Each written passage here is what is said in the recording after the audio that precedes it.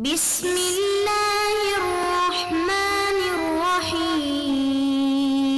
بسم الله الرحمن الرحيم. الحمد لله رب العالمين والعاقبة للمتقين والصلاة والسلام على أشرف الخلق والمرسلين وعلى آله وأصحابه وأتباعه أجمعين أما بعد. عزیز طلب، آج کتاب الہدایہ جز 40 کا سبق نمبر 64 ہے، اور یہ سبق جنس بیع ما لیس فی الید کے متعلق ہوگا، یعنی ایسی چیز کی بے کرنا کہ جس پر ملکیت تو ثابت ہے لیکن قبضے میں نہیں ہے، تو اس بے کا کیا حکم ہے، انشاءاللہ اس پر بالتفصیل بات کریں گے. اور کتاب کی عبارت ولا يجوز بیع الآبق سے لے کر وہکذا یروى عن محمد رحمہ اللہ تعالی تک ہوگی. آتے ہیں سبق کے متعلق اصول کی طرف. تو اصل نمبر 1 المطلق یجری علی اطلاقہ، کہ مطلق کو اپنے اطلاق پر چھوڑا جائے گا. نمبر 2 المطلق ینصرف الی الکامل، فرد مطلق کو فرد کامل کی طرف پھیرا جائے گا. اصل نمبر 3 القبضان اذا تجانس تناوب واذا تباین ناب المضمون عن غیر المضمون دون العکس، کہ قبضہ میں جب تجانس ہو یعنی دونوں ہم جنس ہو تو ایک دوسرے کی طرف سے نائب بنے گے، اور اگر دونوں میں تباین ہے تو مضمون غیر مضمون کی طرف سے تو نائب بنے گا، لیکن غیر مضمون مضمون کی طرف سے نائب نہیں بنے گا. یہ اصل تھوڑا سا مشکل ہے، اس لیے مثالوں سے وضاحت کرتے ہیں. تو مثال نمبر 1 کہ ایک شخص نے کسی سے کوئی چیز غصب کی اور پھر مغصوب منہ نے وہ چیز اسی غاصب کو فروخت کر دی. تو غصب کا جو قبضہ ہے وہ مضمون ہے، اور بے کا جو قبضہ ہے یہ بھی مضمون ہے. تو دونوں میں تجانس ہے، اس لیے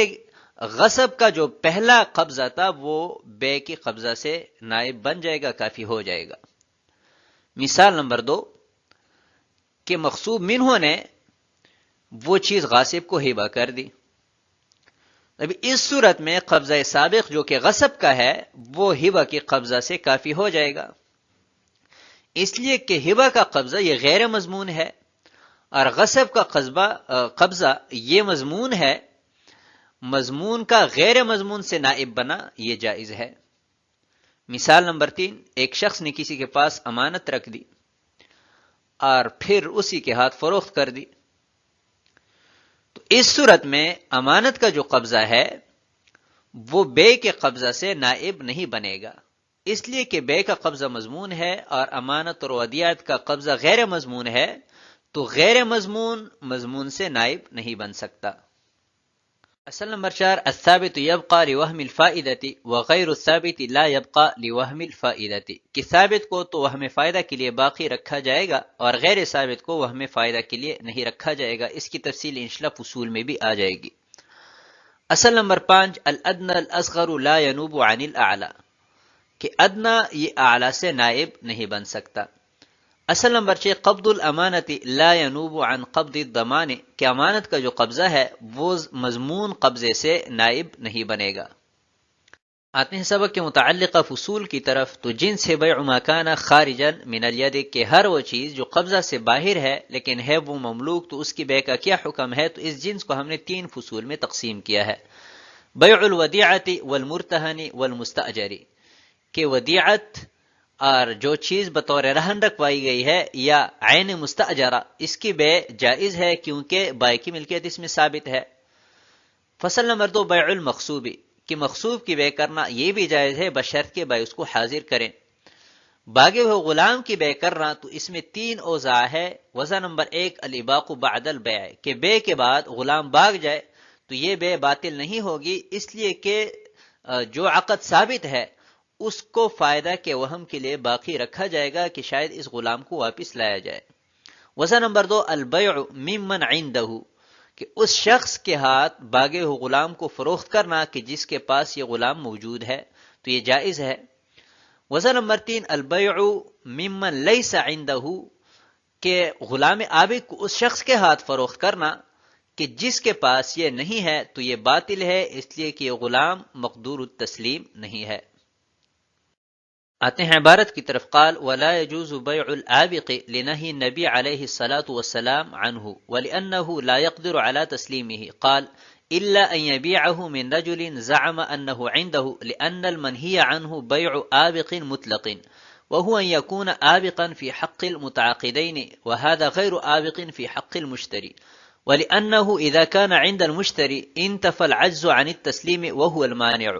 ثم لا يصير قابضا بمجرد العقد إذا كان في يده وقد كان أشهده على أخذه لأنه أمانة عنده، وقبض الأمانة لا ينوب عن قبض البيع۔ اور باغے ہوئے غلام کی بے جائز نہیں ہے، کیونکہ حضور اکرم صلی اللہ علیہ وسلم نے اس سے منع فرمایا ہے، اور اس لیے کہ بائع اس کی حوالگی پر قدرت نہیں رکھتا، الا یہ کہ وہ ایسے شخص کو فروخت کرے جس نے دعویٰ کیا کہ وہ اس کے پاس ہے،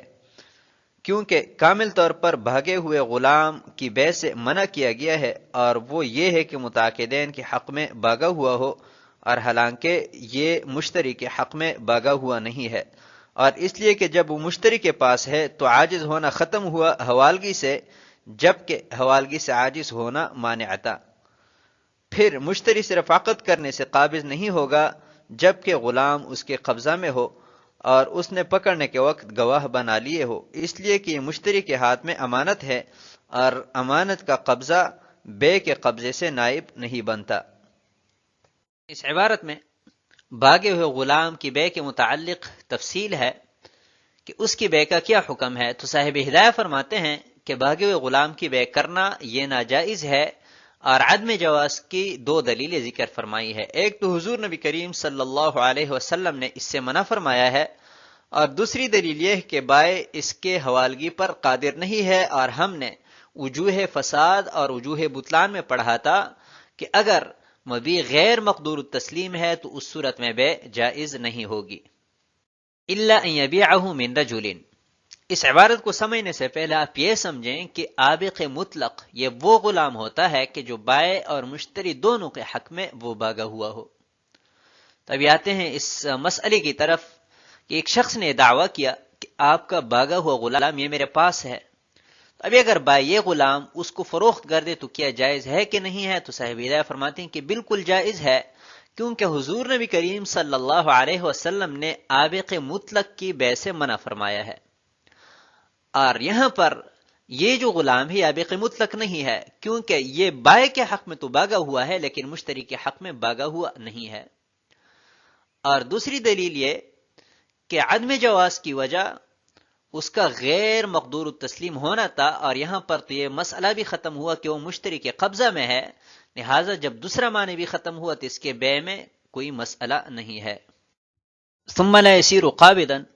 تو اس عبارت کو سمجھنے سے پہلے آپ یہ سمجھیں کہ مشتری نے جس وقت اس غلام آبق کو پکڑا تھا، اگر اس وقت گواہ قائم کیے تھے کہ یہ میں نے اس لیے پکڑا ہے تاکہ میں اپنے مالک کی طرف واپس کروں، تو یہ غلام اس کے ہاتھ میں امانت ہے، اور اگر گواہ قائم نہیں کیے ہے تو یہ غلام اس کے ہاتھ میں غصب ہے۔ اور پہلے ہم بیان کر چکے ہیں کہ مضمون یہ غیر مضمون کی طرف سے تو نائب بن سکتا ہے، لیکن غیر مضمون کی طرف سے نائب نہیں بن سکتا۔ تو جب انہوں نے گواہ قائم کیے تھے اس کے ہاتھ میں امانت ہے،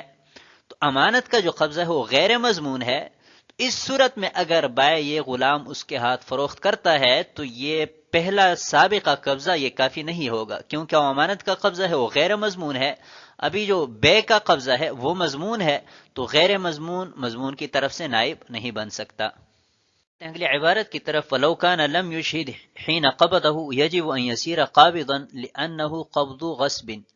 وَلَوْ قَالَ هُوَ عِنْدَ فُلَانٍ فَبِعْهُ مِنِّي فَبَاعَهُ لَا يَجُوزُ لِأَنَّهُ آبق في حق المتعاقدين، ولأنه لا يقدر على تسليمه، ولو باع الآبق ثم عاد من الإباق لا يتم ذلك العقد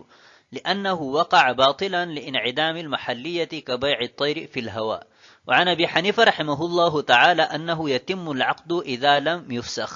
لأن العقد انعقد لقيام المالية والمانع قد ارتفع وهو العجز عن التسليم، كما إذا أبق بعد البيع، وهكذا يروى عن محمد رحمه الله تعالى۔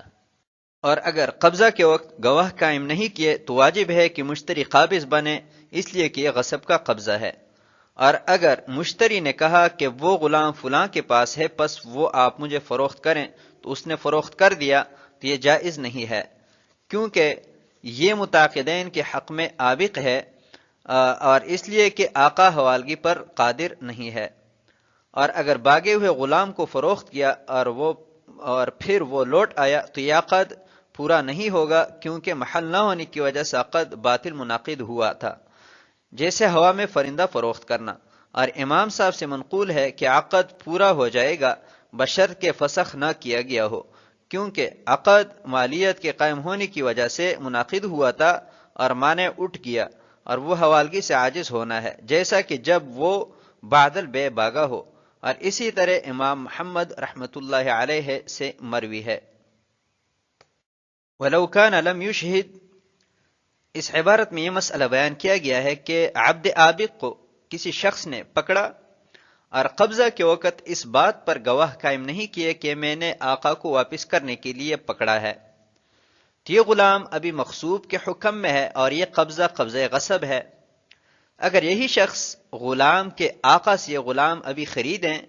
تو نئے سرے سے قبضہ کی ضرورت نہیں ہے، بلکہ یہی قبضہ کافی ہوگا، کیونکہ غصب کا جو قبضہ ہے یہ مضمون ہے اور بے کا جو قبضہ ہے وہ بھی مضمون ہوتا ہے، تو دونوں قبضوں میں تجانس ثابت ہوا۔ اور ہم پہلے بیان کر چکے ہیں کہ جب دو قبضوں میں تجانس ہو تو ایک قبضہ دوسرے کے قائم مقام بن سکتا ہے اور ایک قبضہ دوسرے کے نائب بن سکتا ہے۔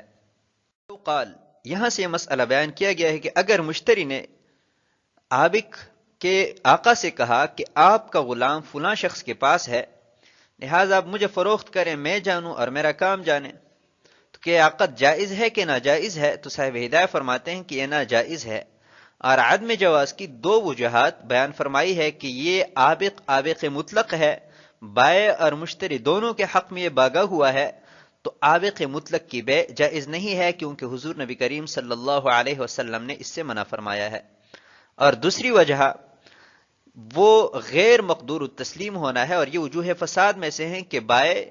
آقا جو ہے یہ اس غلام کے حوالگی پر قادر نہیں ہے، لہٰذا یہ عقد جائز نہیں ہوگا۔ وَلَوْ بَاعَ الْآبِقَ، اگر باغے ہوئے غلام کو فروخت کیا پھر وہ واپس آیا تو کیا سابقہ عقد درست ہے؟ یہ سابقہ جو عقد کیا ہے یہ اس کے واپس آنے کی وجہ سے صحیح ہوا ہے کہ نہیں ہوا؟ تو اس میں دو روایات ہے، ایک ظاہر الروایہ اور ایک امام اعظم ابو حنیفہ رحمۃ اللہ علیہ سے ایک روایت منقول ہے۔ ظاہر الروایہ یہ ہے کہ یہ عقد باطل منعقد ہوا ہے، کیونکہ جس وقت یہ عقد ہو رہا تھا اس وقت محل بے موجود نہیں تھا، تو جہاں پر محل بے موجود نہ ہو وہاں پر بے باطل ہوتی ہے۔ جیسا کہ کسی شخص نے ہوا میں کوئی پرندہ فروخت کیا تو یہ بے باطل ہے، اور پھر پکڑ کر مشتری کے حوالے کیا تو ابھی حوالہ کرنے کی وجہ سے یہ عقد باطل درست نہیں ہوگا، کیونکہ ہم پہلے بیان کر چکے ہیں کہ عقد فاسد سے اگر مفسد کو دور کیا جائے تو عقد درست ہو سکتا ہے، لیکن اگر عقد باطل سے وجہ مبطل کو دور کیا جائے، ختم کیا جائے، تو عقد باطل درست نہیں ہو سکتا۔ وعن ابی حنیفہ رحمہ اللہ تعالی، امام اعظم ابو حنیفہ رحمۃ اللہ علیہ سے ایک روایت منقول ہے کہ اس صورت میں باغا ہوا غلام اگر واپس آ جائیں تو عقد تام ہو جائے گا، بشرط کہ عقد فسخ نہ کیا گیا ہو۔ دلیل اس کی ہے کہ اباق یہ مالیت کی منافی نہیں ہے، باغا ہوا غلام بھی مال ہے اور اس میں صفت مالیت برقرار ہے، تو جب اس میں صفت مالیت برقرار ہے تو اس میں عقد منعقد ہوا ہے۔ البتہ جواز سے ایک مانع تھا، وہ غیر مقدور التسلیم ہونا تھا، اور وہ مانع بھی ختم کیا گیا، لہٰذا یہ عقد تام ہو چکا ہے، یہ درست ہے۔ اور یہ ایسا ہے گویا کہ بعدل بے باغا ہے۔ تو اس سے پہلے ہم ایک اصل بیان کر چکے ہیں کہ بعدل بے اگر غلام بھاگ جائے تو یہ عقد باطل نہیں ہوگا، بے باطل نہیں ہوگی، اس لیے کہ یہ عقد ثابت ہے، اور ثابت شدہ عقد کو باقی رکھا جاتا ہے وہ ہمیں فائدہ کے لیے، برخلاف اس کے کہ قبل العقد یہ غلام بھاگ جائے، کیونکہ اس صورت میں عقد چونکہ ثابت نہیں ہے تو غیر ثابت کے لیے غیر ثابت کو برقرار نہیں رکھا جاتا، وہ ہمیں فائدہ کے لیے۔ تو اس لیے بعد البے اور قبل البے کا حکم الگ الگ ہے، تو بعد البے پر قبل البے کو قیاس کرنا درست نہیں ہے۔ ان دو روایات میں ظاہر الروایہ مفتابی ہی ہے اور اصح قول ہے، جیسا کہ علامہ ابن نجیم سے بحر الرائق میں منقول ہے، والاول ظاہر الروایہ وبہ کان یفتی ابو عبداللہ البلخی کما فی الذخیرۃ، اور اسی طرح دیگر مذہب کی کتب جیسا کہ ہندیہ وغیرہ میں بھی مصرح ہے کہ ظاہر الروایہ مفتیٰ بھی ہے۔ تو آج کے سبق کو ہم اسی پر ختم کرتے ہیں۔ والسلام علیکم ورحمۃ اللہ وبرکاتہ۔